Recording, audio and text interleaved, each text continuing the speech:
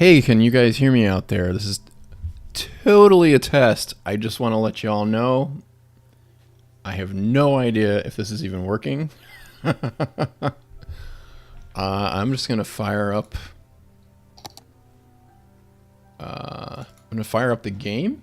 I'm going to try to keep an eye on the chat window here. And if you guys have any questions, go ahead and fire away. I have no idea how this is going to look. All right. Hey, what do you know? So if you've been following the series online with part 3, I was going to have part 4 on Saturday, but I wound up losing a day or a few last week. So sorry about that. We'll get it to you this week. I just thought, hey, why not? Let's do a streaming test and see how this works. So this is what I've been playing around with. This is why I know where this city is going. I'm just going to show you what I've got so far. This is about 47,000 people here in this city. I'm going to turn off the music so you can hear me. Whoops. All right, here we go. Let's do that. So you're not going to get the super fast voice that's super exciting and awesome all the time like I'm giving you in my videos, the last 3 videos. I love doing those videos. I'm really glad you guys love watching them. I think they're fun to watch even. But this is Settelaghi, or however you say it. I'm probably going to butcher that if any of you speak Italian. Sorry. But this is the city. I just want to outline the plan area that's coming from part 1 of the series right here, right there. That's this little intersection on Broadway is what I call Gold Square. It's at 16th Street. And if you remember, there's 16 blocks per mile in the city that I've got here. And so then the other end of the north end of the plan area is right here. What I name that street? North Avenue. That makes sense. And then down here, that's the bow tie, which we're going to see in part 4. And there's Main Avenue, and there's Park and Broadway. I'm going to start the clock here. Didn't realize it was stopped. Then this is the south end of the plan area right here. And then over here we've got Meridian Avenue, which is the eastern edge of the plan area. And as you can see, there is a really super large industrial area over here. And I've been using industries. I think you've even got this soft paper factory, which is a pretty big factory built over here and making me quite a lot of money. I've got some forestry industry over here and a few railroad terminals. I'll also have a little bit of oil industry down here. Yeah, well, this is lots of progress. I have not shown this in the videos, and it's in the videos it's going to, by the way, that's Antonio Campos. Says, hi there from Spain, working perfectly well. Hey, great. Glad to hear. I hope you guys can see everything okay. I'm on a 4K monitor, just so you know. I am streaming this at 1080p, though, so you're only getting half the resolution that I can see. So let me know if I need to zoom in more. I might do some more of this live streaming thing if this works out really well. Oh, yeah, the highway connection. Yes, I'll show that in a second, Mr. Burlingham. Oh, yeah, and you asked me, too. You haven't seen a lot of... All right, I'm going to try to organize my thoughts here. I'm sorry about this. So, first off, the first question I have is, I haven't seen this since you laid out the first roads. Lots of progress. Okay, yes, that's true. Part 4, which is going to come out this week, is going to show quite a bit of the plan area built. I'm going to go back downtown here, and I'm going to come back to those questions. So, right here, I've got... the center of downtown, that's Main Avenue. Here's Broadway. You can see all the traffic along Broadway, and then that's Park. And then this is Prospect. So you have your bearings, and then this is Market over here. So what we've done is built out way beyond the plan area. This has about 47,000. I think once the plan area is built out completely, I'm only going to use low density, I think, to start off with on that. It's going to have about, I want to say it's like 12 to 16,000 sims. Might be a little bit more. I forget exactly. But the thing I wanted to do is just let you know that some of this is not going to come out exactly this way, but it is, for the most part, going to look like this. All right, so the highway connection. I know you guys are probably super interested in that. So in part 6, I think it's going to be, I'm going to cut this highway connection down here. If you remember in 4th Street, it's here, that's Meridian, so that's Market, 2nd Street, 3rd Street, 4th Street. So the highway comes in about here. As you can see, that's the thick of downtown right now. But I'm going to move it back down here. This is the edge of the plan area. This is South Avenue. And then it's going to plug into Market Street. And the highway roughly runs about here originally. What I'm going to do as I move beyond the plan area to the south here is I'm going to build a highway connection here. Actually, there's 2 of them. This one's not very busy. This is Prospect Avenue right here, just to give you a little context. Prospect runs around downtown along the edge through Market Square and down here to the highway.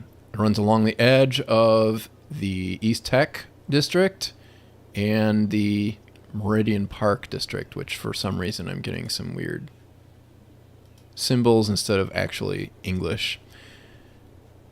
So down here, we've got our highway connection coming in.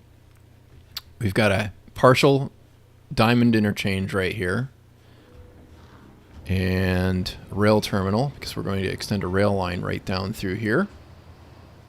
And then this really super crazy busy interchange.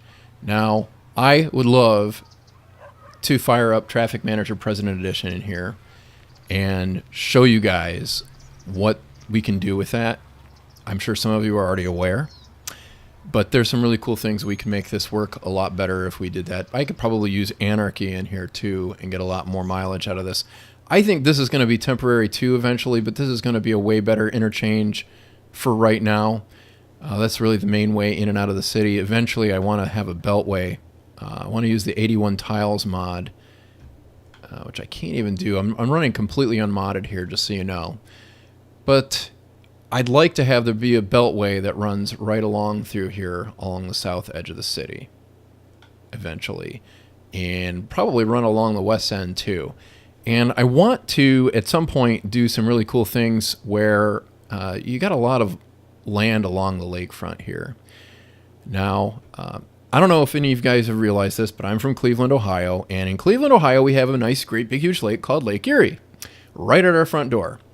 Pull it up on Google Maps sometime, and you'll see this wonderful freeway that blocks almost all of the access to the lakefront. It is the most ridiculous blunder anybody could ever have made in building a city on a lake with actual beaches that are more like the ocean in some ways.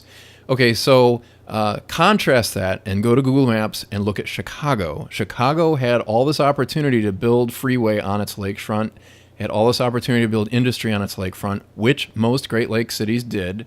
Look at Detroit, not necessarily on the Great Lakes, but close. Also look at Gary, Indiana, which is right next to Chicago, or look at Milwaukee, look at Buffalo, New York. Look at Toledo, Ohio, Lorain, Ohio. Lorain's lost a lot of its industry. But anyway, the thing is you'll see lots of factories all along the lakeshore, and you will see all sorts of blighted factories at this point. But you also see a lot of freeway that is built along the lakefront. So I'm actually leaving some of this open, and I think I might, at some point, try to build an American-style inner belt through the middle of the city, just to show how much the freeway destroys things.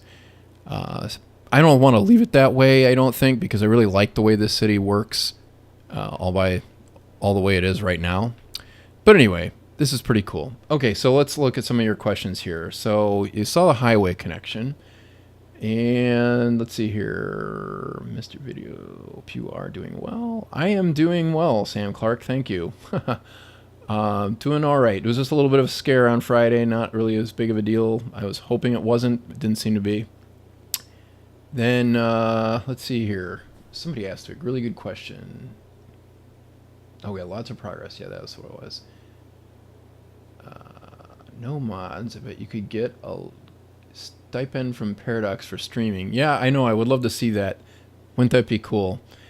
Will you delve into DLC content, mass transit, campus and industry areas, commercial and residential specialization? Well, yes. Actually, that was completely part of the plan, and it's part of my diabolical strategy to get Paradox to pay attention to me and pay me money, because I've done a lot with the industries DLC. Obviously, I really need to do something about this traffic.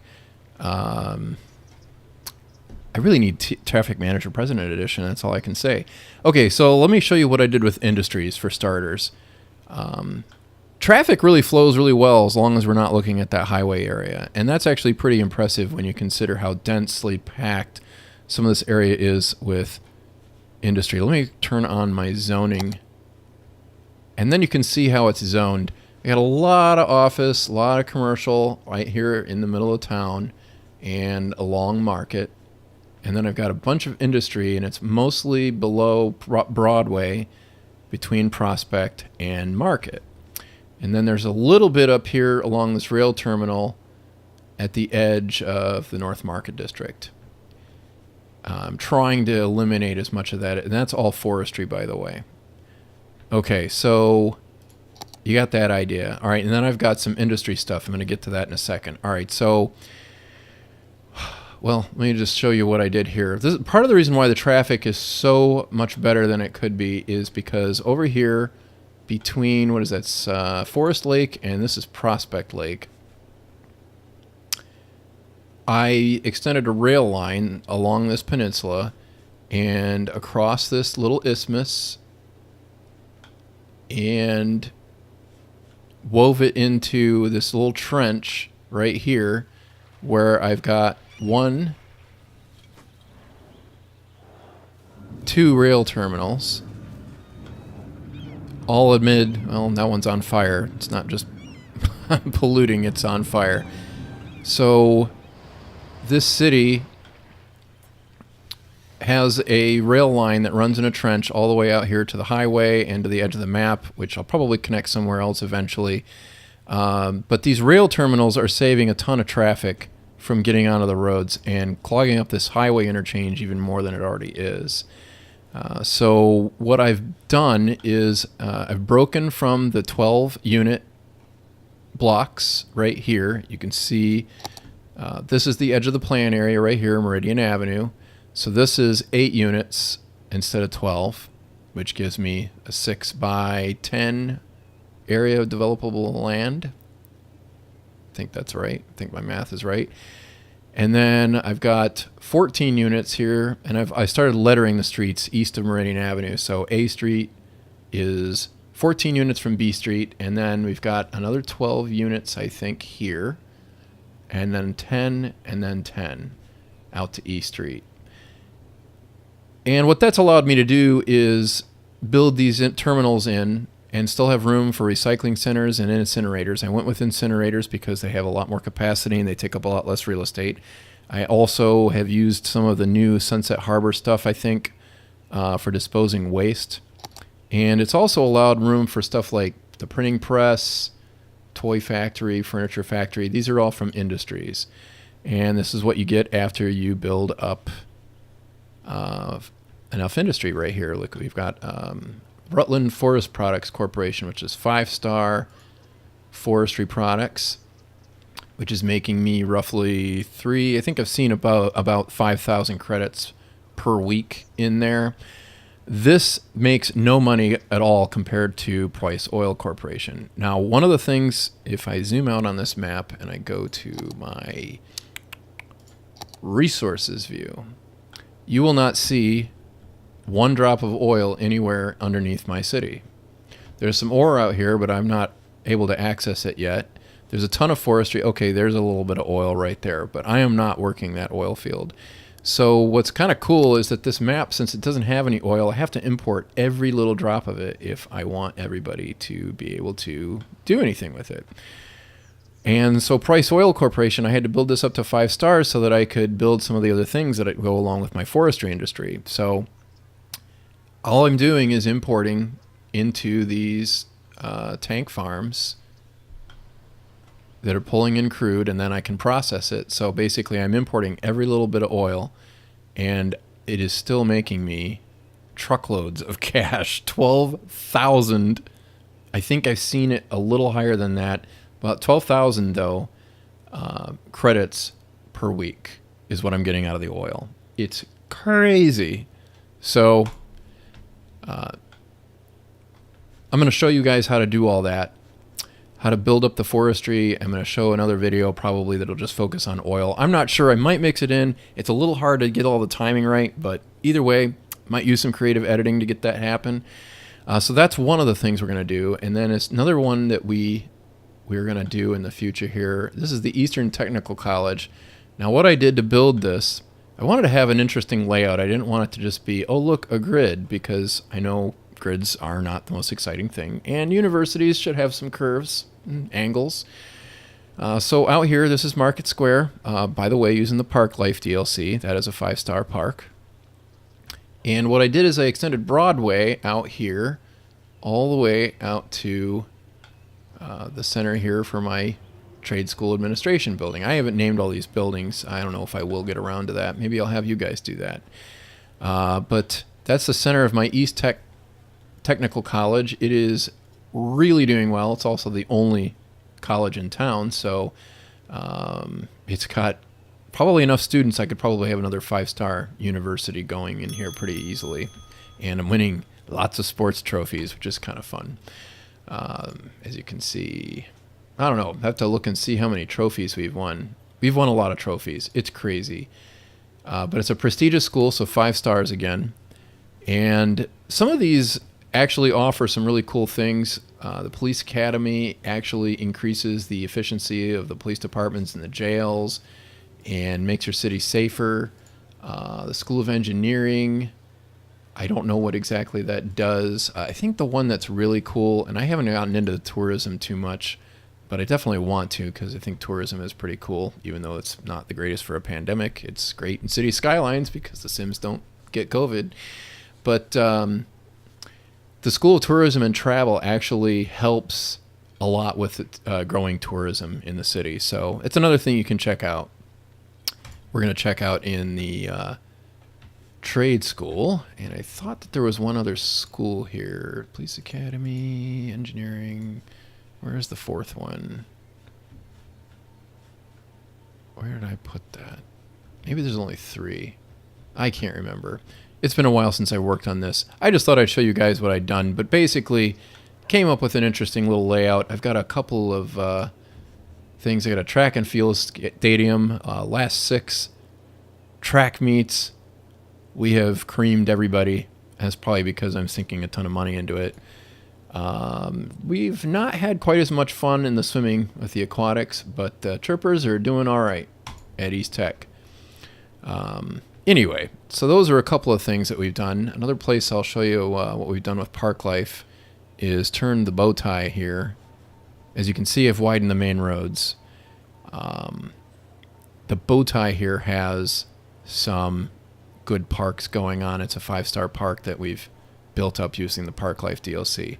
I'm going to build another one up here, the North Park, and I'm sure there'll be other places too. We're also going to get into the transit. All right, so let me see, before I start talking about transit, let me look over here at what you guys have been asking. So let's see here. Thanks for the support, John Michael Burlingham. I really appreciate it. Do you agree that at some point a city would have had traffic congestion anyway? Yes, I absolutely do agree with that. Let me take a look. Let me show you guys what the traffic map looks like. So I actually made some improvements to the traffic. Well, first off, one thing that really will definitely make an impact is you'll see lots of transit lines right here. These are all buses. I have not put any tram or anything like that in yet. I do have another version of this that's built about as big, but not quite from the same. It's a branch, I guess you could say. If any of you code, you understand what the idea of the branch is. This is a fork, a different fork. There's another fork where instead of a technical college, I've got a university built down here.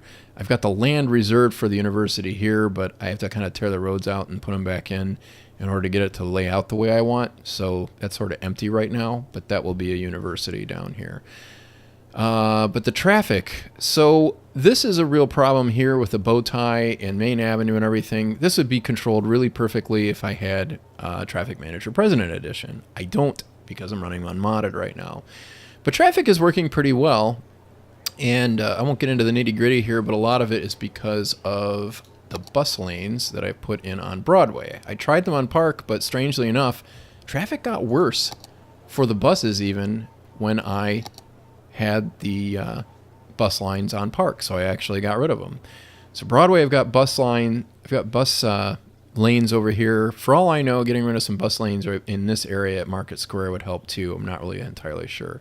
I think a lot of it would just be solved by timed traffic lights, because I've got traffic lights at every single junction right here, and it's kind of killing me. I really need to maybe change some of these to stop signs. It might actually work better. I don't know. It's really pretty heavy traffic. I can't ban turns or any of that stuff in vanilla. But either way, I realize that this is backed up pretty bad, but this traffic is eventually moving through. If I turned on the night cycle, it would probably clear out pretty well. Now Market Street, Meridian Avenue, A, B, C Street, you do not see a whole lot of red here, even though that is a really busy industrial area. And that's mainly, I think, because of the power of the grid. Speaking of the grid, notice that we have a little bit of traffic density over here on Broadway, Market, and then on Main, and then on Broadway, but we do not have a whole lot of traffic density in here. Our noise level isn't the greatest, but it's not too bad considering that we do have a busy city going on here.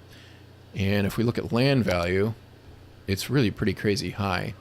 The Spring Hill area, 56 credits per square meter, not too bad. Downtown is the most expensive, 66 credits.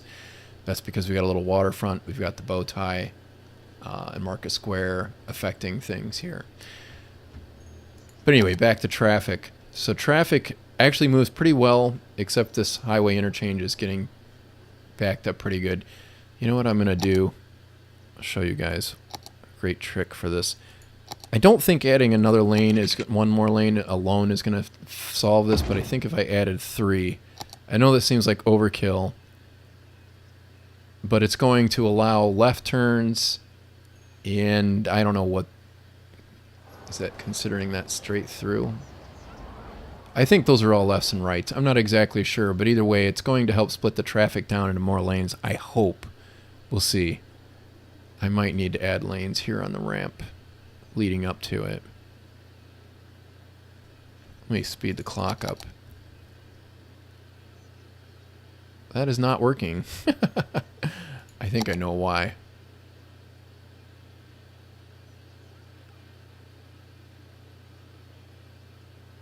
Yeah, that isn't helping at all. And that's because everybody is trying to use the same lane on Market, which I find a little mystifying, to be honest.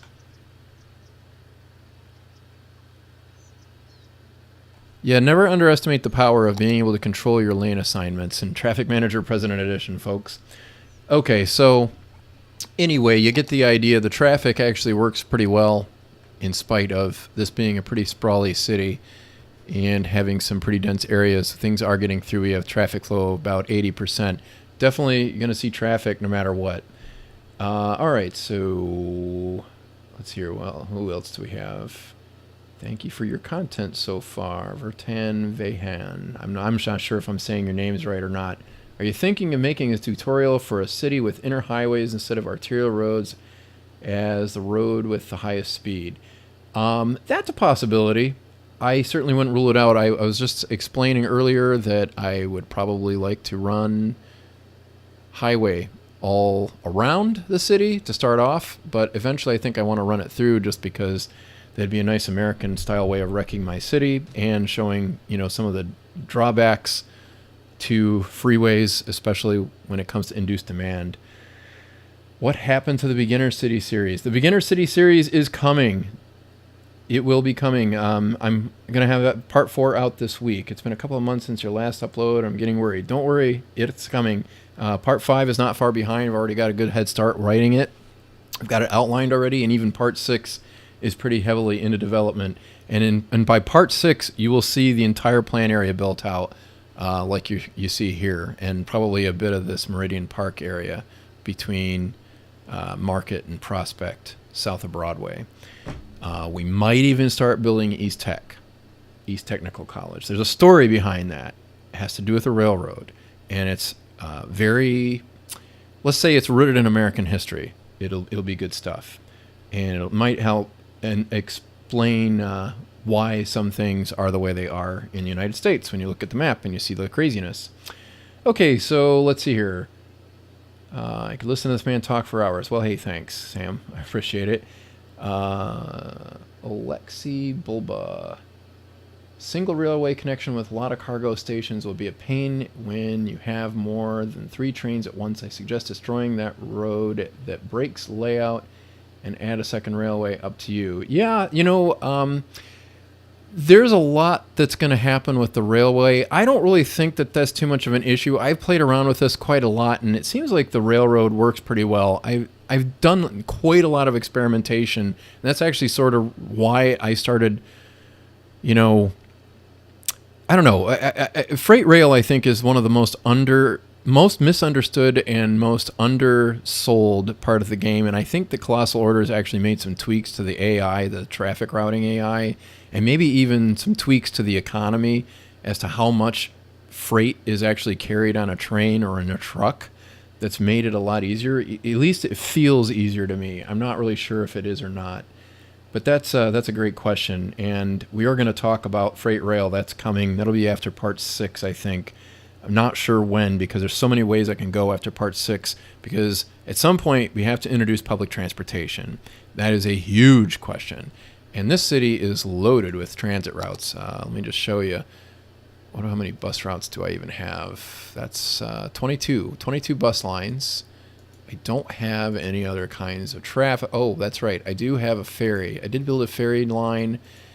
That worked really well until I built the buses around Spring Lake over here. And then the ferry line sort of died because there were just so many buses you could take to get where you wanted to go. The ferry wasn't as useful anymore. There's so many ways I could have done with this city. So we'll see what ends up happening. I might change my mind on some of this, but this is at least a good preview I thought I'd give you guys. Okay, so let's see here.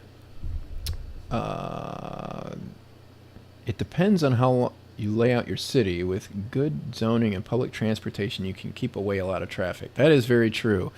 And I'm actually going to demonstrate that. That won't come right away, but once we develop a lot of the south part of town, Price Village, University, I'm not even 100% sure on the names. Garda Park, Spring Village, some of this area through here. Once we've built some of that out, we're going to have some interesting talks about zoning. Right now, let me show you how that's zoned. That's almost exclusively residential. I've got a little bit down here in Spring Village. That's the village part. I have nothing in University and Price Village except for what you see on Market. And then Main Avenue, all the commercial dies at South Avenue here. And then we've got it down Park, and that's it. So it's a little bit it's a little bit homogenized once you get out of downtown. But if you look at downtown, you're not too far from a residential area, no matter where you are in downtown. Maybe a few blocks, not too far at all. And I want to keep it that way. I haven't started building in a whole lot of high-density residential except for over here along Spring Lake on Water Street. And Water Street's been fun because I've had to... Oh, hey, I guess I won another game. That's pretty cool. Track meet or swim meet, not really sure which. But whenever you see those faces go by, that's probably because we won another one at East Tech. Anyway, the Spring Lake area here is the only place where I have actually put in some of the towers, the residential towers. And Water Street, I had to do some fun things to widen that up to make it work. I'm not 100% sure how that's going to work out, but it's definitely going to be a problem as we go forward in the series. So let's see here. Do you have any one-way streets in the city? Well, I do, I think. Not very many right here, I think, at Water Street. Sunset, I'm not sure if that's even... Yeah, I don't think that's going to actually be the name of that street. I don't think I named that one. But Springspide Drive, I think, is one way right now. And, you know, that's just mainly because I had a lot of people trying to cut around downtown along Water Street. It's just, you know, it's one of those things that happens with a layout. You design it when the city is small, and then as it gets big, you get a lot more traffic in places you didn't expect it. I'm not even really sure if that's going to need to stay that way. But right now, that's the way it is. But yeah, as far as one-way streets go, no, we don't really have any one-way streets. And I think if I added one-way streets, with the size of these blocks, I think it would actually... oh, that's right, I forgot about that. I do have one other set of one-way streets. With the size of these blocks, though, if I had too many one-way streets, it has a tendency to make traffic even worse. But we'll get into that another time. You might actually... no, I didn't get into that in my last More Money last traffic series, but either way, that's a thing that I've learned just by playing around is sometimes one-way streets are great, sometimes they make things so much harder. Right here, what I did is I've got a traffic light at this intersection at Prospect and Broadway, right here at Market Square.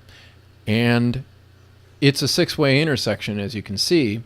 Now, the problem with a six-way intersection is that I had this side go, I had Meridian Avenue would go, Broadway would go, and then Prospect would go. That's 3 long light cycles, and I just didn't have the time to be able to wait for that. Now, of course, I've got the conflicting left turn traffic right here, traffic especially coming off of A Street here, trying to go onto Broadway and then down Meridian. But it works so much better just because I made it so that there wouldn't be any traffic coming off of Meridian to try to get onto the other streets. So I could eliminate a light cycle. So now there's only 2. There's one for Broadway, one for Prospect. Solved that problem quite a bit. I don't really have that issue anywhere else except for maybe over here. Oh, that's not true. I just thought of another place. So right here, this is 5th, Park, and Prospect. And that's not a really busy intersection, so we can actually deal with that. So I've just left that a nice 2-way street. Another place where we have, this is another 6-way intersection, is Broadway, Park, and 10th, I think that is. And that is working okay, but obviously not great because there's quite a bit of traffic backed up on Broadway and sometimes on Park, although Park seems to be working pretty well. I really need to just upgrade this to tram, get rid of the bus lines, get rid of the buses. But the bus lanes have made a huge difference. This used to be 1,000 times worse. So one-way streets. Good there. Sorry, traffic is fine. Actually, impressive city. Thank you, Martin. Luca, do you guys know when he will continue the series? You're really interested in that. I answered that, thankfully. Sam Clark. Oh, yeah. No worries. Looking forward to this ring highway. Yes. Thank you. And... oh, Elton, or is it... never mind, it's Iton, I think. I don't know. I'm not very good with some of these names. I've never seen some of them before, so please forgive me if I completely and totally butcher them. All right, so let's see here. Do you have any... show me the ferries. Okay. So the ferry system. Ferries, I think those come with mass transit. I probably would be good if I loaded an earlier version of this. It'd probably be a little more useful. But basically what you do to set up the ferries, what I did here, I'll just show you Spring Lake. So you got downtown over here.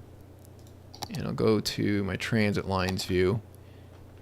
I just kept things as simple as I possibly could. Basically, I have all these people down here in Spring Village. They want to get up to downtown or they want to go over here to Spring Hill. So maybe they work along Broadway, maybe they work downtown. Over here, you could actually hitch a bus and go somewhere on Park. There's a lot of commercial through there.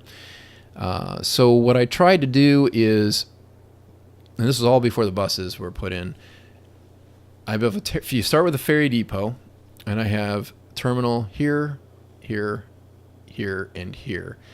And I'd imagine I'd probably get a few more takers on this ferry route if I just eliminated this right here, but then I would be eliminating people cutting across to get over here. I'm not really sure that there's a whole lot of reason to worry about that maybe.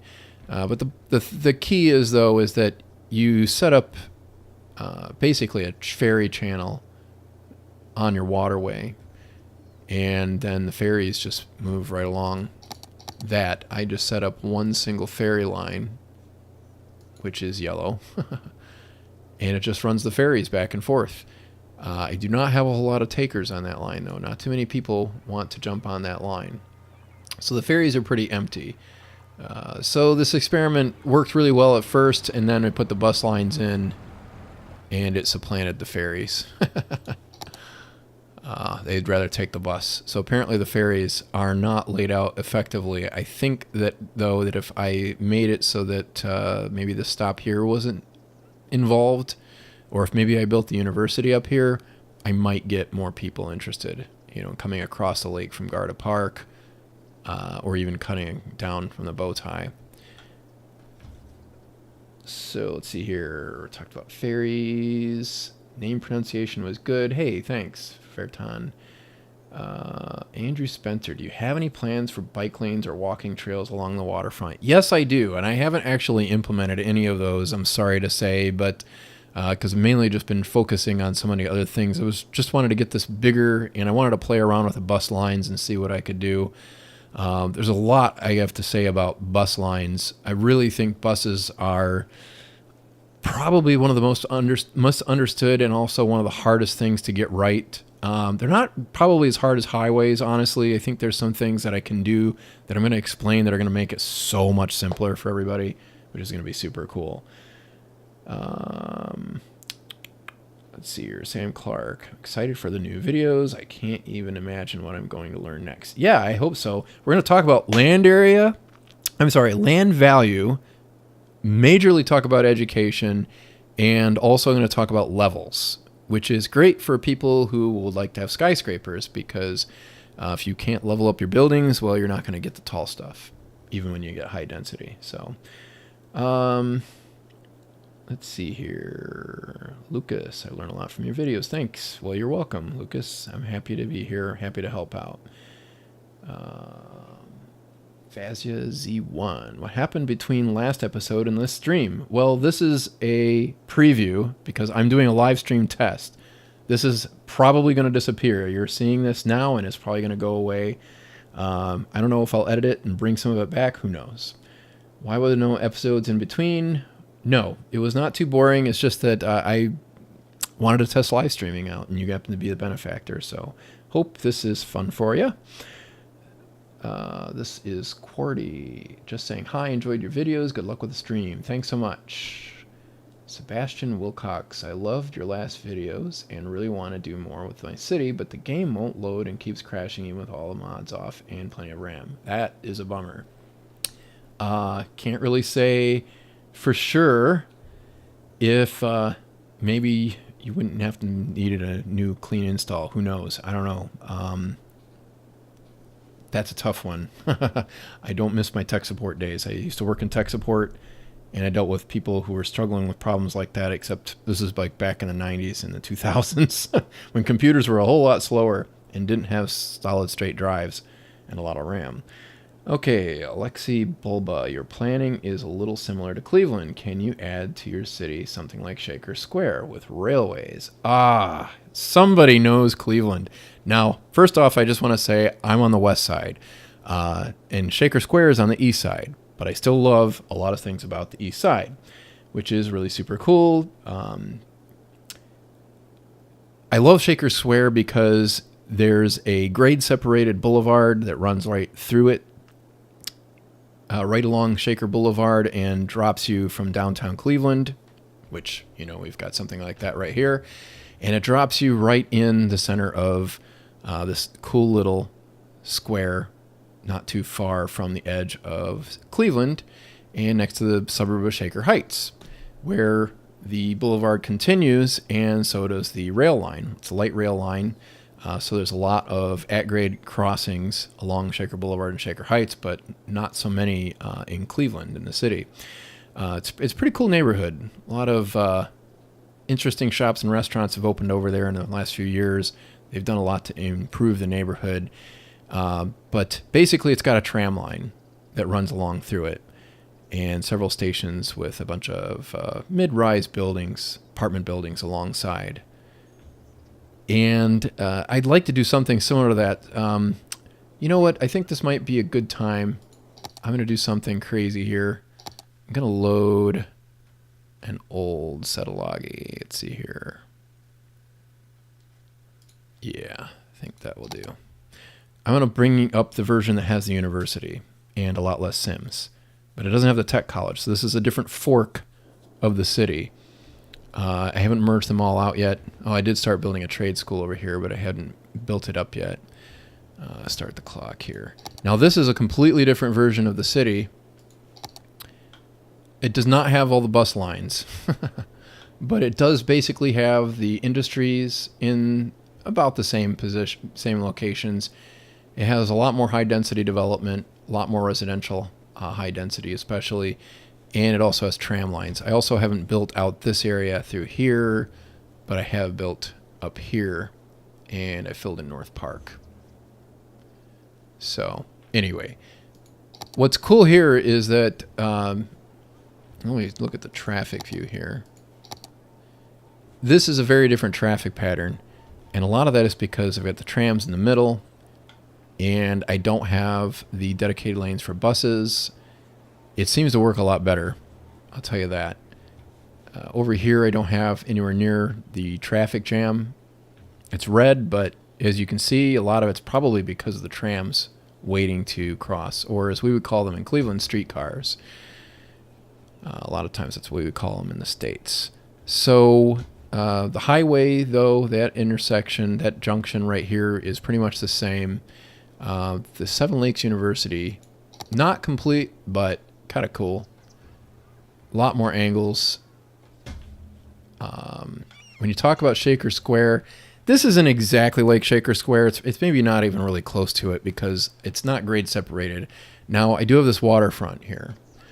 And I have two different ideas of how to deal with this. This tram line along Main Avenue is just crazy busy. And it also goes down University Avenue right here. And the problem I have is that if I'm not really super careful with the way the traffic works here at Rutland and Main and University, then I end up with terrible, terrible traffic jams here. And as you can see, I started building that waterfront. Basically a walking path along through there.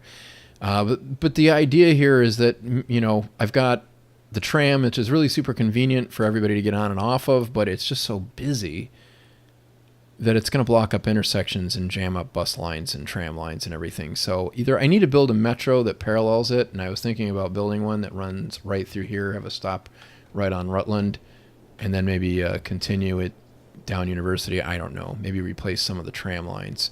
Not 100% sure what I want to do with that yet. But the bottom line is I could actually move the tram line off of Main and bring it down, what is that, 9th Street, and maybe even move it out into this area here that'll probably all be park. So there's a bunch of different ideas that I've got that we can try and experiment with, and I think that there will be multiple versions of this city that we're going to see in the main series, More Money, Less Traffic series. So those are some of the things you've got to look forward to. The other thing I've done here is I changed the zoning, and honestly, that takes a huge amount of stress off of this tram line, just building some commercial zones down here. So if you guys are ever having any issues where you're like, oh my goodness, I'm getting crushed by traffic, a lot of those people are just people trying to shop. And if you've only left one place for them to shop, there's a concept here in the States, they call it the corner store. In Europe, I don't know that you really have to think about this as much. You might have corner stores in Europe. I don't know if that's what you call them. But in the States here, even in cities like Cleveland, and even in small cities like Youngstown or Erie, Pennsylvania, there's a thing called the corner store. So maybe you have your grid, or a whole bunch of streets, no matter what it is, but there's almost always a store that's just a block or two or 3 or 4 away that's up on the corner, and you go get your stuff there. And if you need, maybe to go to a supermarket or something, you might make a longer trip. But for the most part, the corner store is a little grocery store that has just about everything you need. And, whether it's toilet paper, which is kind of important these days in the States, or just a loaf of bread or gallon of milk, or maybe even, some vegetables to make with dinner tonight. So those are some of the ideas that we've got going on here. Let's see how this highway interchange is working. It's working much better here, and it's configured a little differently. I have it widen out to 3 lanes here and then 2 lanes here.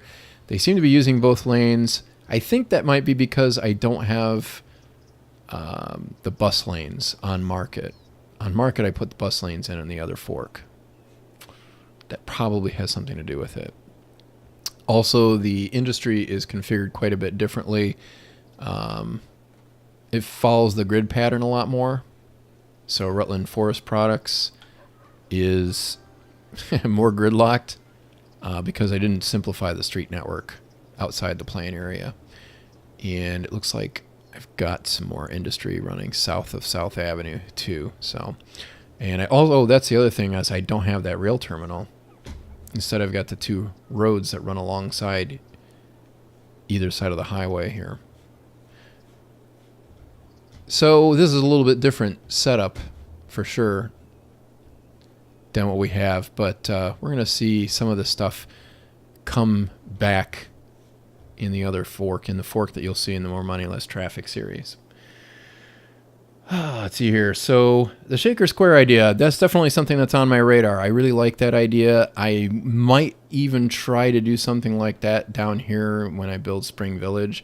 A lot of this stuff, I'm just playing around with it. I really want to do some cool things. The other option is I've got this area up here. I also have this area through here. Anyway. So, hit that like button, Hawk Maniacs. Wow, thanks, John Michael. Let's hear. Good evening from Germany. Guten Tag. Ich spreche ein bisschen Deutsch, if you didn't know. Nicht so gut. I did take a few years of German in high school. I remember some of it, but high school was like 25 years ago. So, do you have a stadium yet? In this fork, I don't even have... I do have an arena, actually, in this fork. The other one, I didn't have any stadiums per se, although I did have track and field and an aquatic center. This is the basketball arena that I built with this trade school. And as you can see, it's not really built out. I just sort of wanted to experiment with it and see how this works. There's a lot of interesting dynamics with the campus DLC that I had to discover. And this was my first attempt at that. So there's a little bit more mess with this, like a dirt road for Park Avenue out here. But yeah, anyway, I did build a stadium here. I probably should load up the other one. Let's see here. Oh, man. Thanks so much, Jack Brigg. Wait, is that... No, 10 Boxing. Thanks for the informative videos. Hey, thanks for the $5. I really appreciate it. Let's see here. Do I have Stadium? I found your current series really helpful from Tracy Swanson. It's gotten me back into the game, and I have 3 cities I'm working on, all doing well. Well, awesome, Tracy. That sounds great. I'm really, really glad to hear that this has helped you out. That was the whole idea. Martin Smits, which part of your city would you prefer to live? Ooh, that's a good question. I don't know. It depends. This fork is a little different from the other one. As you can see, there's sewer plants right here. If these weren't here, I might take up residence in one of these towers over here. Since there is, though, I could probably see myself... I don't know, this is a quieter neighborhood over here, up by North Park. I think I'd want to have an apartment or a condo or something high up in one of these towers. Another place that I think would be pretty cool, and this actually might be my best pick, is right here where Park and Prospect cross, somewhere around 5th Street. I've got some ideas of what I want to do here, but I really feel like I need mods. Oh, by the way, Orchard Gardens, this has actually been developed quite a bit more than you saw in the other fork. Got a trail that runs along, what is that? Prospect Lake. And I'm in the process of moving the water infrastructure over here and cleaning up Spring Lake, because Spring Lake gets really messy. It's bad. All right, let's go back to the other fork. Load that up. Okay, so let's see here.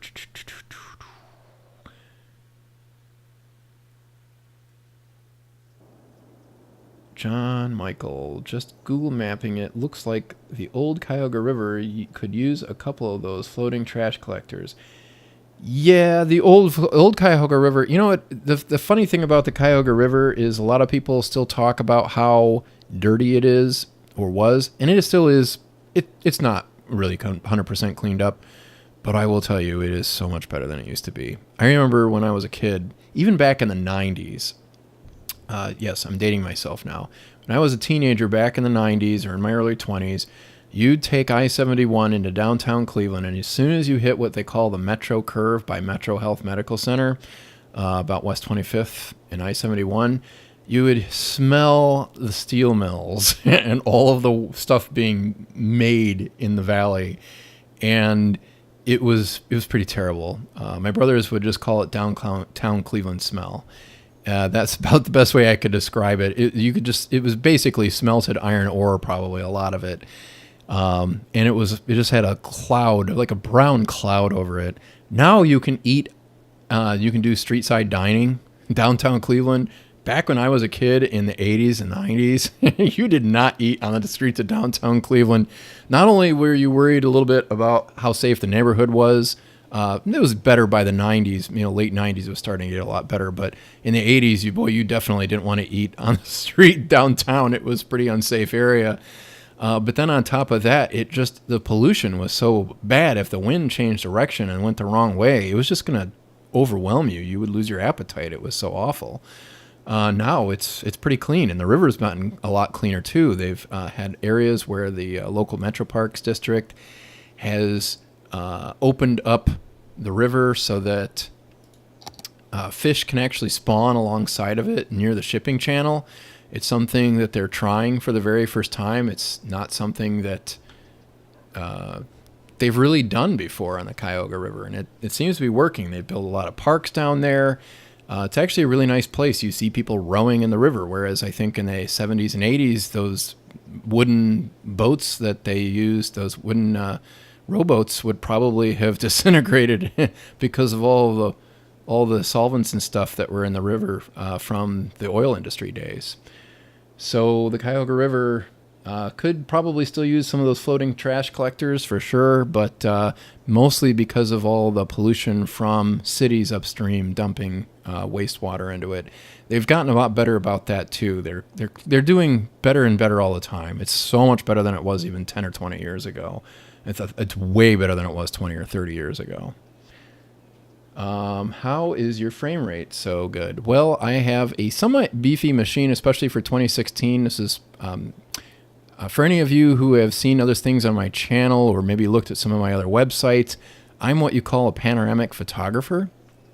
I got into that maybe 10 years ago or so, and I needed a beefy machine because in order to stitch panoramas, you got to have some serious processing power. You also it's really helpful to have a solid state drive too. So I bought a new computer back in 2016 after I had a few good paying jobs, and now here we are. I realized it played City Skylines really super well too, because I hadn't even heard about it until 2016. One of my friends turned me on to it just after I built this computer, and this thing has been pretty fantastic for all of this. Now I'm looking at probably upgrading it again, and hopefully I'll be able to get some 4K frame rates out of it that are pretty good for a big city. I've got some cities that are at least, I don't know, probably 6 times bigger than this, and they run okay. It's not great, but it's not terrible. It's certainly playable still. The bummer is that you're pushing the agent limit, and so there's just not as much traffic. I feel like a city of about 50,000 sims has more traffic in it than a city of 300,000 sims, simply because it sort of scales back the amount of traffic that ends up on the street at any given time. And so it's just kind of a bummer. I sort of like cities that are around 50,000 to 100,000 maybe. They seem more realistic. Oh, let's see here. It's all English in the end. Well, I don't know about that, but yeah, I don't know.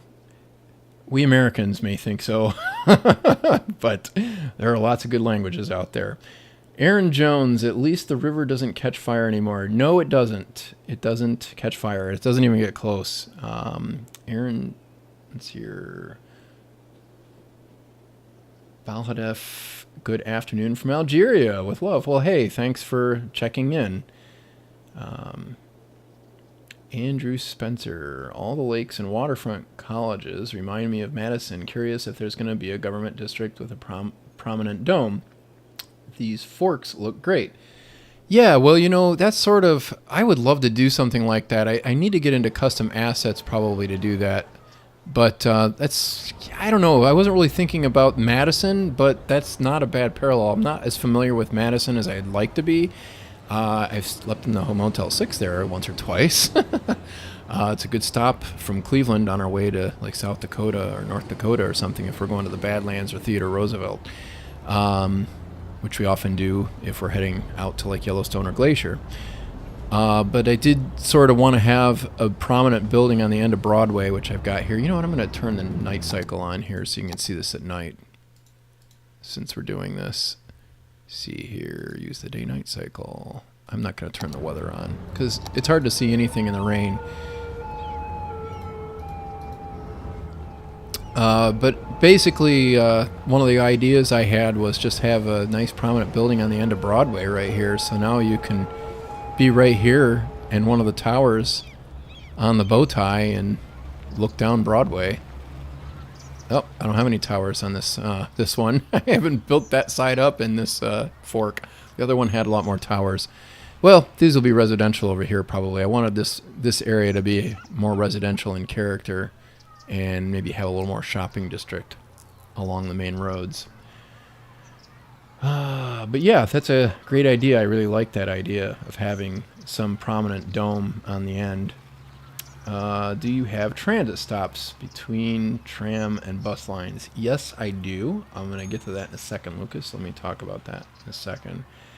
Alexi, Cleveland has above-ground metro. Do you have plans to make it above-ground too in your city? They don't exactly have above-ground metro. They have... Well, no, that's not entirely true. What they have is actually the red line is what you're seeing. They do have above-ground metro... Yeah, I guess that's what the red line, the blue line, and the green line are. So we were talking about Shaker Boulevard earlier. That's the that is actually that's almost more of a tram line, but it is sort of a metro line too. I feel like tram and metro are almost the same thing. If you go to San Francisco, the tram is the metro. I mean, really, when you get down to it, under Market Street, you've got several lines that all go down through there, and they're all streetcar lines. All they do is they have cars. You can change the height of the step so that you can lower it to a platform that's at street level, or you can raise it up for a platform that might be in the subway. They have the same thing in Cleveland because the blue line and the green line can also be on the waterfront line. The waterfront line does have platforms, whereas out in Shaker Heights they don't have the platforms. So. Yeah. But yes, we do have some plans to build some trams. There will definitely be some trams. We're going to definitely get into that. I really love trams, honestly. Although I'm finding there are some limitations to them as I work with this. Although I'm going to hopefully maybe get some of that worked out with the buses. The hardest thing about trams is that they're really lousy if you want to have any kind of express service. Buses are actually better for that. Metros, if they're unmodded, are actually kind of lousy at that too. But if we mod it, yeah, I don't know. I'm tempted to introduce mods at some point, and really get into that. But we might have to wait until after we hit that 80,000, or I think it's 65,000 in this one. Let me check on this map. I can't remember what Megalopolis is. It's 75,000. So once we get past 75,000, we'll probably start introducing some mods. But we might do some other things first. We'll see.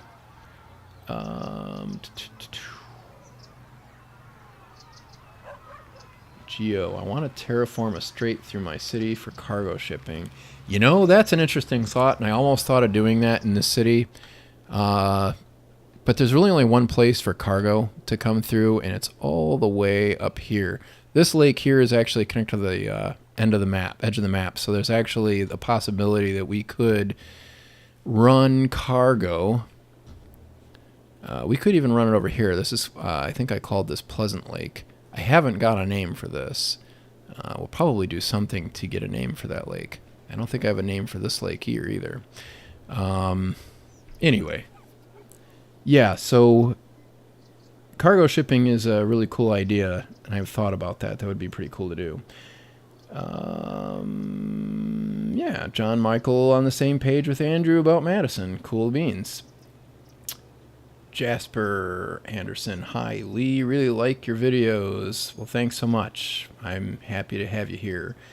Hawk Falcon. I just saw a tram go by. Can you show your transit network? Okay, well, I know I'm on the other fork now. I think this one is actually a more developed and fleshed out transit network. I said I'd talk about that, so let's talk about that now. This is a ton of... We got the ferries. Just kind of ignore the ferries because the Sims are. So we've got several pieces to this. Now, most of this is very low density. I have not... Let's look at the zoning here really quick. If you remember where the Sims are trying to go, they want to go from residential, they want to go shopping in the commercial zones or to work. Some of them might work in the commercial zones. They also might work in the office or the industrial zones. They also want to go to the parks. So the Bowtie, Market Square, I think so far are the only parks that I have. There's also some industry down here and a little bit of commercial in these areas, over along Market and down here at Spring Village. So we've got huge, wide monocultures of nothing but residential in some of these neighborhoods here to the south. I haven't really built much to the north, but again, it's mostly residential. Okay, and then we've got the big college and everything over here to the east. Obviously, you want to go to the university. So the bus lines, actually... Let's pull that up here. So my trunk lines are all running along my main roads. So here's Park, and then here's Market. Not a lot of traffic on Market, but still kind of important to run things down there because it does have a lot of commercial and there's a lot of residential nearby. Main Avenue, I think, is, and probably Broadway, although Broadway hasn't really been developed much either. But Main Avenue, for sure, has the most potential, I think, when it comes to transit because it's just so long and it connects so much of the city.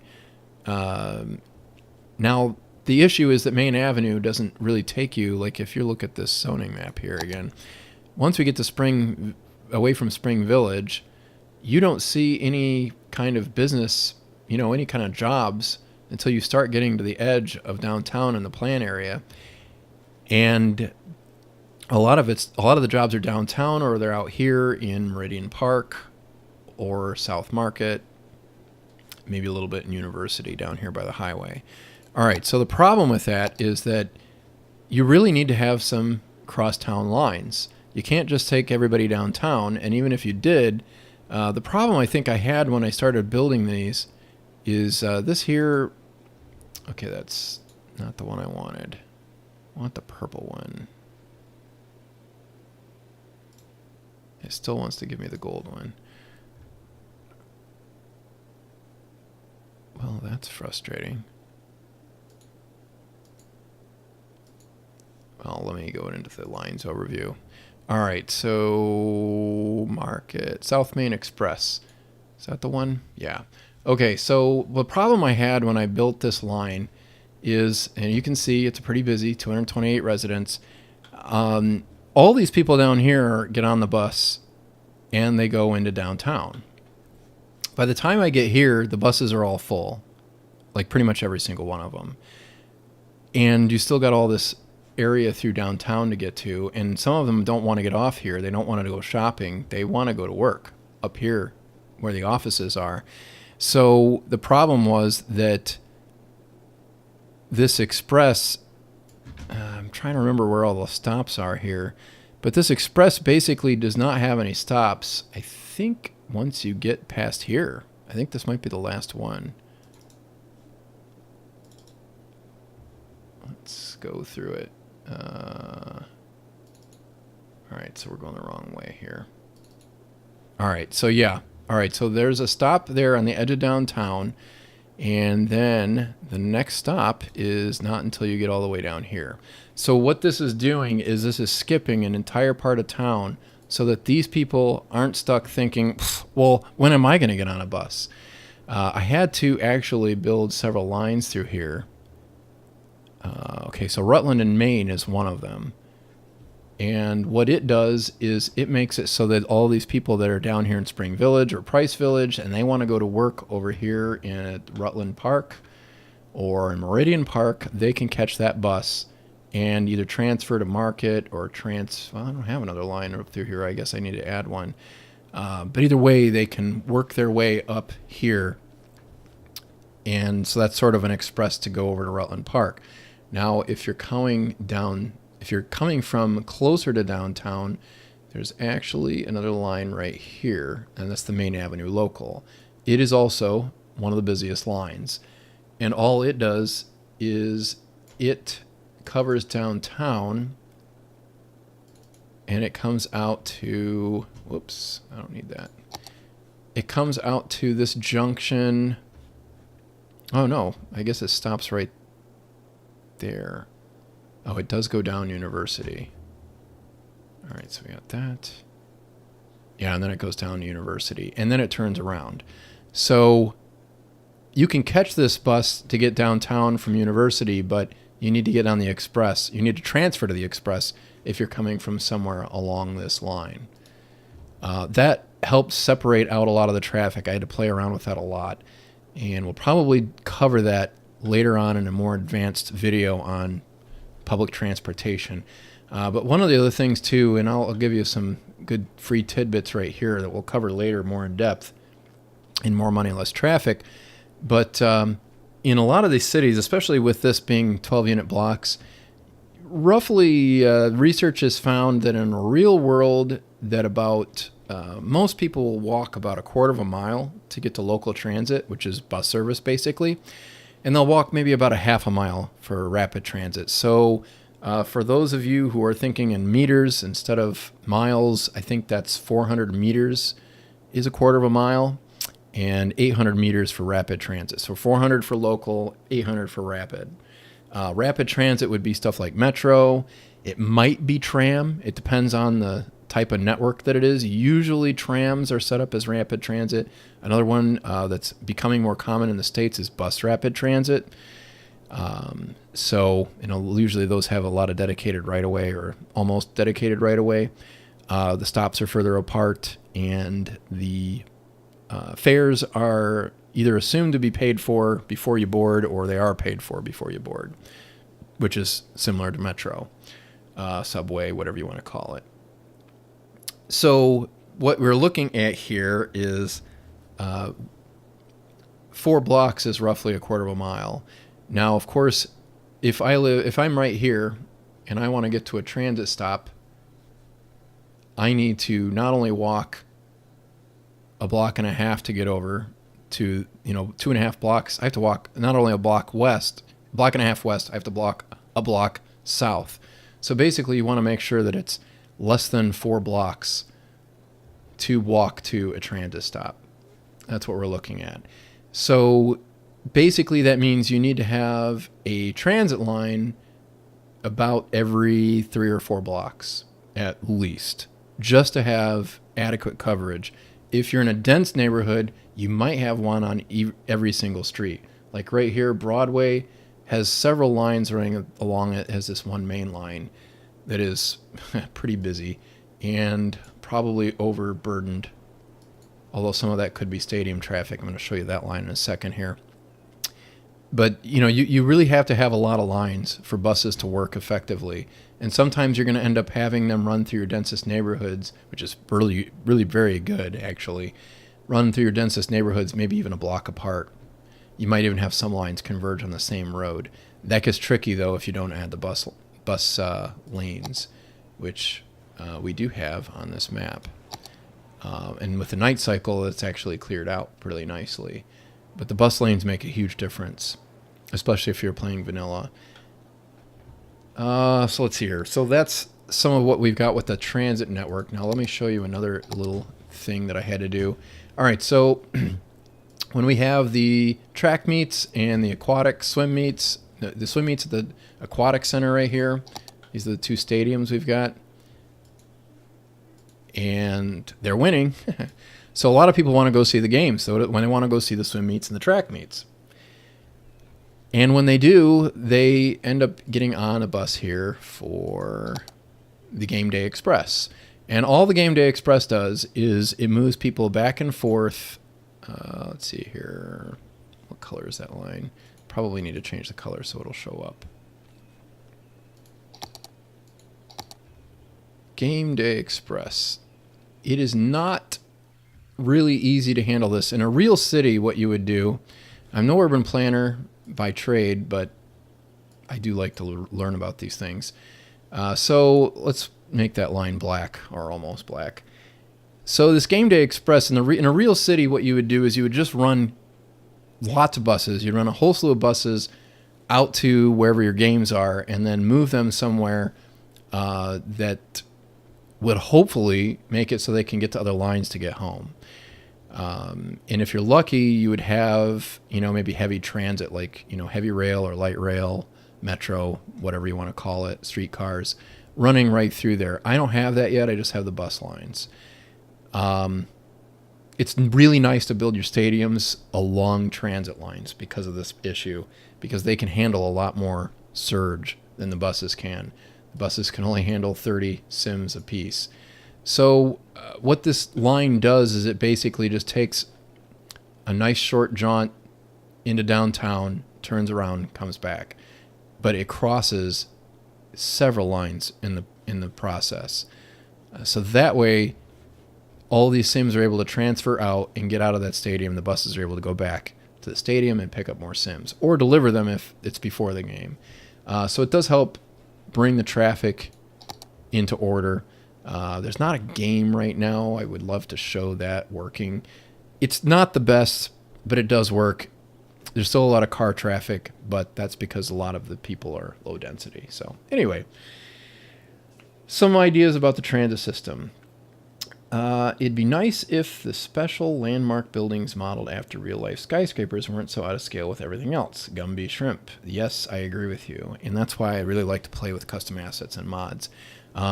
Sometime I'll have to do a live stream where I pull up New Springfield. I have to turn all my mods on and all the other fun stuff. I'm not going to do that right now. But New Springfield is really pretty cool. And if I could show you the progression of how I applied some of the things I learned over time with that would be pretty cool too. I think you guys would dig that. But you'd have to tolerate a low frame rate because that city has gotten up to 300,000 sims. And it uses a lot of mods. So a lot of custom assets. It would work. I think you'd get a good idea of it. It's the New Springfield is actually the city that you see at the beginning of the last two videos. Well, actually all three of the videos. You see it at the beginning. It's a pretty cool city. I've hand placed a lot of those buildings, so I'm very proud of my work. It looks really good, and I really appreciate all the asset creators making all those sweet, sweet buildings that we're able to play with in this game. So thanks so much if any of you are listening. Let's see here. I just woke up, Simon says. I just woke up. Glad I made it in time while the live stream is ongoing. Well, hey, thanks for coming. Welcome. Hawk Falcon is San Francisco BART is Metro. The ones you mentioned are trams that happen to enter the subway. Yeah, that's kind of true. Although the BART, I don't think is officially quite heavy rail either. It's definitely more heavy rail than the rest of the Muni system. Muni is kind of an interesting system, I will have to say. I really love San Francisco in general, but Muni is actually pretty awesome, especially when you compare it to other transit systems in the U.S. It is probably terrible compared to Europe in a lot of cases, but I don't know. I've been to Europe. I've been to London and Paris at least, and yeah, I still like Muni. Muni's pretty good. But also, I'm from Cleveland, so the transit isn't terrible here. It used to be a lot better, But, what are you going to do? We're too close to Detroit and too close to the Motor City for people to give up their cars too easily. A lot of people work in the auto industry. My grandfather retired from there. A lot of people I know retired from or still work in the auto industry, especially in the town I grew up. All the good jobs, that's where a lot of those people worked. Nadner, isn't a metro always separate from street traffic while a tram might not be? Yeah. That's usually true. Probably. I don't know. It depends. I would say that in general, that's probably a pretty accurate statement. Yeah. Metro versus other stuff, it's kind of complex, kind of complicated to draw the line, which is why sometimes you'll see mods that will make it so that trams can run on Metro and Metro can run on tram because, it makes sense that way. That's kind of the way the real world works sometimes. It's not always a clear delineation. Why no weather? I bet you have run through the rain. Yes, I have. But it's just really hard to show the city when it's all rainy and, wet. John Michael, any particular reason no mods for you this run? Okay, so there's a couple of reasons for no mods. One is there's a lot of console players that are new to this game and they're finding the same frustration. They can turn on unlimited money and they can unlock everything, but that doesn't necessarily make the game easier to play. In fact, I think it probably makes it harder to play because you're not constrained by anything. And when you're not constrained by anything, you can make some pretty bad decisions. So, I did not learn to play the game that way, personally, even on PC. I didn't, even mess with the Steam Workshop for the longest time. I did get to a point where I really wanted to have timed traffic lights, and when I realized I could have that with Traffic Manager, I was like, oh, I was all over that. But I really think that it's really nice to understand the game mechanics, not just because I think it's good to know how to play the game, but because it also teaches you some good urban planning. And so I really feel like for the sake of the console players and all the noobs out there, it's so much easier to teach the unmodded game because once you start introducing mods in there's a whole lot of degree of variability. And also, the modders could change the code and, or I could introduce a mod that other people might have problems running at the time they see the video, or by the time they see the video, it's out of date. Whereas the base game hasn't changed a whole lot over time. I mean, there have been some drastic improvements, like being able to turn on and off traffic signals at intersections has made a big difference. But the thing is it will make it a lot easier for console players to get into that. And I really don't find any other YouTubers. The second reason is because there's not very many YouTubers who are really working with vanilla, and especially not with a grid. I've seen some recommendations. I've checked out some other channels. I really don't feel like anybody is messing around with grids the way they are. And if you take a look at this grid, especially this area right here, I'd say that works really well. A lot better than is advertised by a lot of people. And I feel like it's a lot easier for new players to comprehend how to build a grid to start off with and then start introducing more complex things. Teach them how to solve traffic on a grid and they'll be able to solve it anywhere. So really that's a lot of my thinking here and why I'm doing that in this series. Now, we are going to get into mods. It might take a little while to get there, but we will get there. I'm thinking at some point, even at this size of city, you can already see that there's a huge need for better traffic management. I mean, I'm getting a lot of backups over here around Market Square.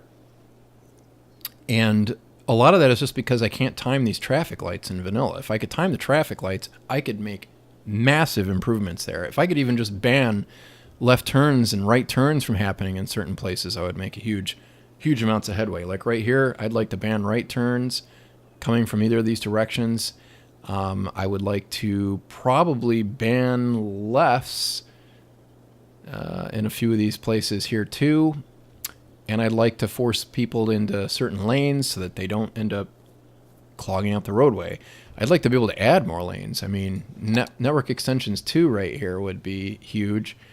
Yeah, I don't know. There's a lot of things I'd like to be able to do, and I just can't do it without mods. But it is more challenging to try to do it without mods, so we're going to do the best we can. Let's see here what else we have.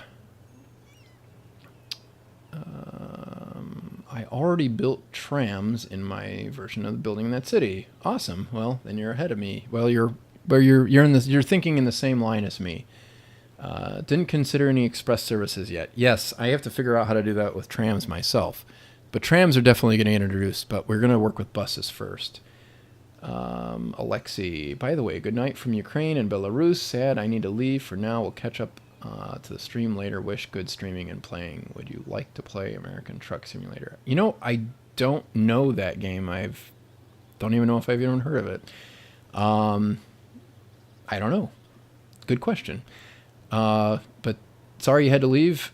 I think I will probably try to leave this up there somewhere so everybody can go check it out if they want to. We'll see how that plays. Let's see here. F-Skill. Oh, no, I'm super late. Well, you know what? I'm going to try to see if I can put this up here so everybody can see it. So we'll do that. We'll see what happens. Hawk Falcon, thanks. Good overview. You're welcome. Whoops. Mr. D Books. When is episode 4 coming out? It has been over a month now, waiting in anticipation. Yes, I know. I'm aware. I was hoping to have it out Saturday. It'll come out this week. And part 5 will be shortly behind it because it has a lot to do with it. And I actually had to write. I had written part 4 and part 5 sort of together, and then I realized these need to be separate videos. This is not going to work. So part 5 is a lot of it done already too. So that'll be good.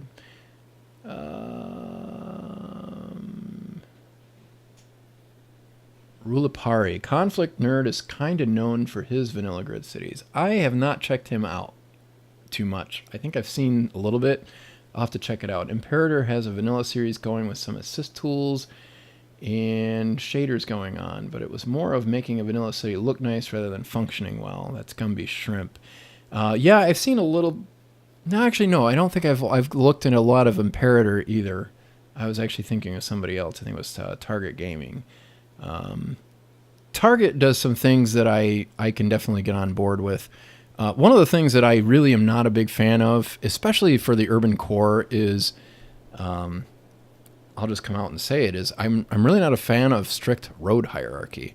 Now, if you look at the city, you see I do employ road hierarchy because these avenues are on my main roads. And in part 6, you're going to see some really interesting things about these main roads. You're going to see that geometry matters. I'll just let you know that right now. But with this grid, we definitely have some priority roads with the wider avenues, and we have lots of little streets. With all these little connections, you know, the typical thinking tends to be that traffic would be terrible here because of all the intersections. But the reason why Broadway is backed up is because I've just got 2 busy intersections really close together. If I could time this with Traffic Manager, I would not have this problem. This would not be an issue at all.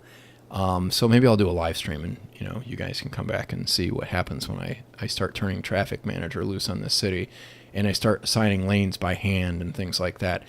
Some of the stuff that Biffa has to share about lane mathematics and dedicated turn lanes. There's a lot of good to be gleaned in there. I'm not 100% on board with it, but I would say 90% of the time I really think that what Biffa is saying is really going to help. So employing that really will help get traffic moving better.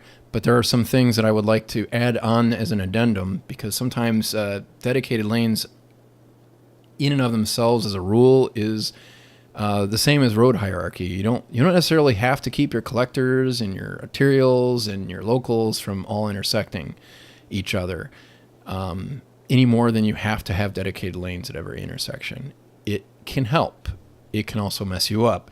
And I think, I'll show you some intersections where breaking that dedicated turn lanes rule is going to help.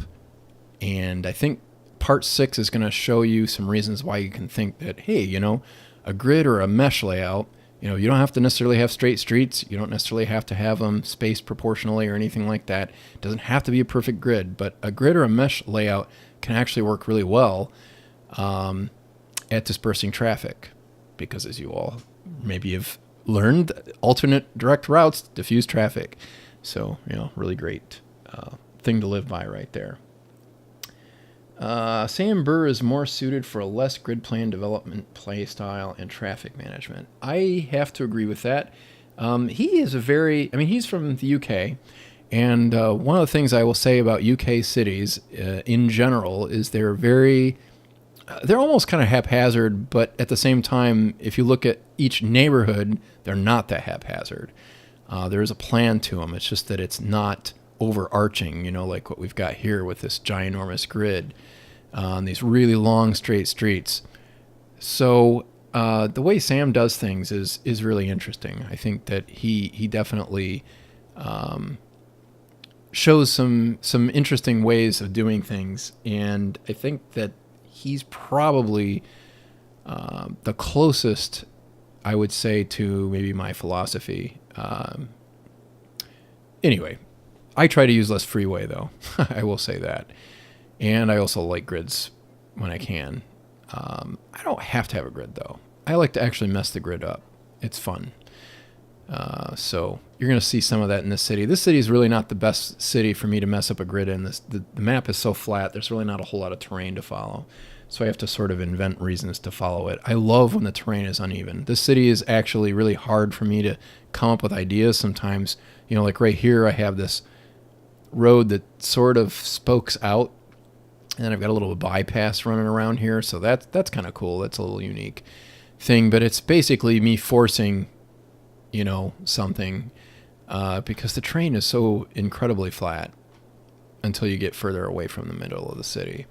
The lakes are the only thing that really break it up, as you saw in part 1 of my latest series. Let's see here. Icaro, hello. Postmora here from Brazil. I'll do my best. Thanks for coming, Mr. D Books. Thank you. Waiting for Saturday, Sunday, my time. I can't wait. Yeah, I'm hoping that will happen. We'll have part 4 out even before Saturday. Part 5, actually, you know what? I think part 4, Thursday is a holiday here in the States, so maybe part 4 will be Saturday. So you guys can write this all down on your calendar. 1 o'clock, well, let's make it later than that. Let's do 4, I have to think about that. Thursday, look for Thursday. I think part 4 will come out on Thursday, and we'll try to do part 5 within, less than 2 weeks of that. So, let's see here. Part 6, we have not seen part 4 yet. Why are you testing us? Yes, teasing us. No, yeah, I'm teasing you because I want you to know what the plan is. That was the whole point, besides testing the streaming. Sam Burr is from Australia. Oh, he's from Australia. I don't know. I thought he was from the UK. Interesting. We'll have to check that out. I didn't realize that. I thought he was from the UK. Maybe I'm wrong. Lucas, as you mentioned, Biffa, what about roundabouts? Haha. I'm from America. Why would I get into roundabouts? No, I'm only kidding. Actually, roundabouts are becoming a thing. If you're familiar at all with Cleveland, we actually have a couple of them in the area. It's kind of pathetic how many we don't have. But there's one that is particularly known as the bane to drivers who are scared of them, and there are a lot of them. Americans are really bad with roundabouts. If you go down to Columbus, which is just 2 hours south on 71, there's all sorts of roundabouts they started putting in. But in greater Cleveland, we only have maybe 2 modern roundabouts. We have several traffic circles in different parts of town, mostly out on the far east suburbs. But those aren't really the same as what I would consider putting in. I thought about putting in some traffic circles or roundabouts or whatever in this city. So far, I haven't thought of a good reason to, and I probably will avoid them, honestly. At some point, though, I might go into modern roundabouts, especially once I do mods, especially with Node Controller out there. Node Controller is a really super cool mod that I think is going to really make the game so much better.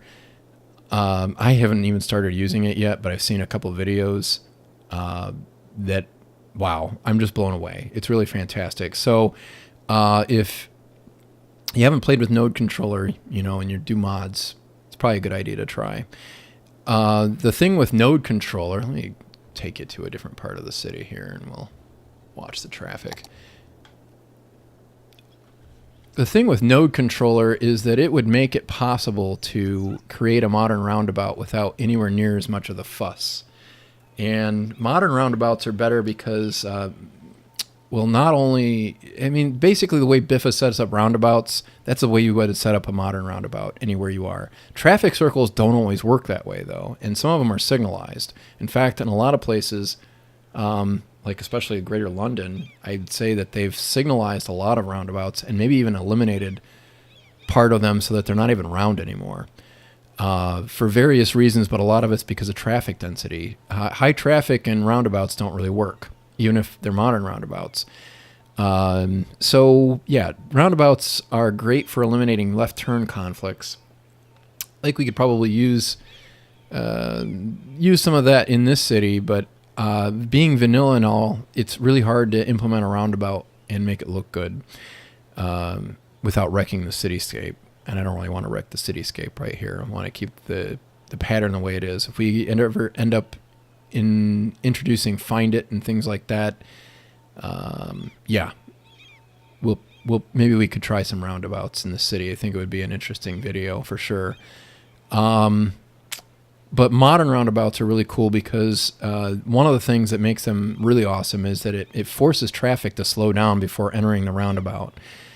And as you can imagine, if the speed is really high, then you end up with serious traffic problems. Collision-wise, it's very unsafe. City skylines, doesn't matter. Nothing ever crashes into anything and has any consequences. But in the real world, and I kind of try to model my cities more real world style, you don't want high speeds in traffic circles or roundabouts. And so they're actually designed with a kink just before you're entering the roundabout to force all the traffic to slow down. A good example of a high-speed roundabout in the States that I find actually pretty terrifying, and I've driven through it a bunch of times, is in Long Beach, California. I think it's Lakewood Boulevard and Pacific Coast Highway where they meet. That's a crazy intersection. And I think it's a perfect example of why Americans are terrified of roundabouts. Modern roundabouts, I think, are great.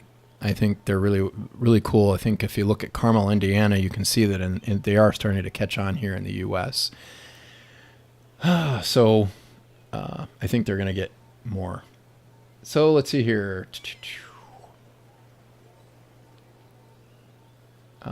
Stoplights are the problem, not intersections. All the road hierarchy videos try to solve the wrong thing by overplanning. Yeah, I have to agree to some extent. But the thing with stoplights is that yes, they are the problem. I don't think it's bad to have too many intersections too close together in most cases. But in the game, it can create some problems. But usually, with Traffic Manager, you can solve them. But stoplights are the issue. If you have too many close intersections with traffic lights, like we have over here at Market Square. I also have buses, which are really slow moving and stop right at the intersection. So, yeah, yes. If we were able to time these traffic lights, there's definitely an art to that. Even if you do have Traffic Manager.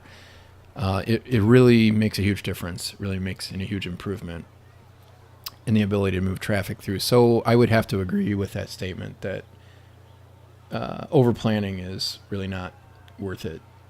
Okay, so let's see here. Roundabouts are death for cyclists. Yeah, I kind of have to agree with you on that too. They make out like they're pedestrian friendly, but every time I've looked at one, and when I was in Europe and everything and saw some of these, I was thinking, this is not a good idea if you're on foot. And for Europeans to be so roundabout crazy, I'm really surprised that there isn't more done to save the pedestrians a little bit. Let's see here. I'm from Ohio and have been on a few roundabouts around the state. They aren't really roundabouts. They are too small to be of any benefits. Now, I don't agree with that. Roundabouts, go ahead and look up, yeah, Biffa's here. Hey, what do you know? Biffa's in. Somebody did mention roundabouts. We were talking about that. One of the things I have to say about roundabouts here in Ohio is that it's not a matter of the size. In the city skylines, you have to make the roundabouts bigger to handle traffic because of the way city skylines works. If you have heavy traffic, you don't really want a roundabout in the first place. You're going to have to figure something else out to mitigate the traffic. You can make a roundabout work, but the problem is that roundabouts need to be safe in the real world. And in Ohio, they do design safe roundabouts, for sure. They don't put them in high traffic areas, as you may not have realized. They're always in medium or low traffic areas. So, yeah, they're not going to work out so super hot otherwise. All right, so let's see here. Roundabouts do not have to be round. They can be oblong or whatever. Roundabout is just a name for it. Yes, that's true. Gumby Shrimp. Jesper Anderson. Good night. It will be a long wait for Thursday. Yes, we do have Biffa. And let's see here, Aaron Jones. Wait until he talks about asymmetric roads. Ooh, I like asymmetric roads. Those are good. I have a few of those in the city. I like mass transit for having introduced those for us, so we can use them in vanilla. Yeah, I was thinking about trying to do Market Square with a roundabout. How did that work for you when you turn Market Square into a roundabout? I'm interested in this. I haven't experimented with that a lot. I did try it once. Didn't really like the geometry of it. But like I said, I only played with it for a very short period of time. I didn't mess with it a lot. Let's see here. Who cares about cyclists? People on bicycles care about cyclists. Does he have a bot checking all the videos and the streams? And maybe Biffa just spends a lot of time on YouTube. I'd like to turn any intersection into a roundabout, honestly, but that's just me. Yeah, I definitely would steer you away from that. I think there's a time and a place for a roundabout. And I think you can probably think about signalized intersections. If you have a signalized intersection, yeah, that's probably a good place for a roundabout if you've got that kind of traffic flow. Like right here, this is definitely a great candidate for a place to put a roundabout. But I think I have other traffic problems that I need to solve that are more important that might make it so I don't even need the roundabout, like putting in trams or metros. Let's see here. Cyclists were all I cared about when planning this. Interesting. Take care, skip to my loo. Oh, by the way, hi to John Finkel.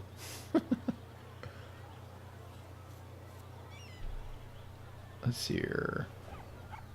I think I missed some other people here.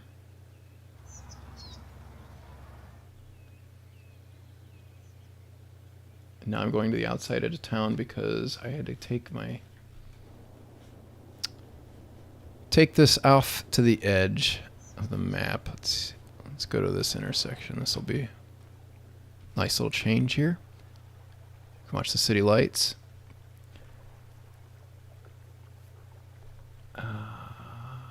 That super small major avenue triangle there. Oh, yeah. Right, I gotcha. No, I understand. Ashley, as a Brit who cycles, most roundabouts are perfectly fine. When you have them as much as we do, drivers are well trained to give way to anything on a roundabout. Yeah, I would like to see that here in the U.S. In the U.S., I'll say around Cleveland, I'm in the suburbs of Cleveland, and it is really pretty scary to see what happens when you're on the road on a bicycle sometimes, because people are just jerks about bicyclists. I don't understand that. I mean, I know that we're not always convenient, but that doesn't mean you have to see how close you can get, even though it's illegal, just because there's nobody around to give you a ticket. So yeah, American drivers can be, there's enough of them out there that are jerks. I hate to say. Let's see here. And we don't have the bicycle infrastructure here in the States to support to make it more safe in a lot of cities, especially in the suburbs.